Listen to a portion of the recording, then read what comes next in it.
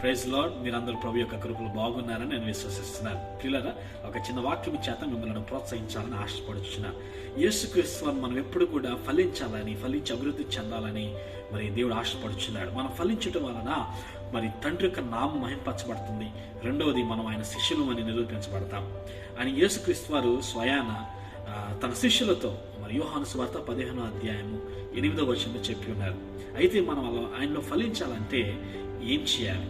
ప్రభువులో నిలిచి ఉండాలి, ఆయన మాటలు మనలో నిలిచి ఉండాలని మరి క్రీస్తు వారు 15వ అధ్యాయంలో చాలా స్పష్టంగా యోహాను సువార్త చెప్పి ఉన్నారు. కనుక మిత్రమా, my dear friend, remain in Christ and let Christ remain in you and His words in you, so that you will be fruitful, so that the Father will be glorified.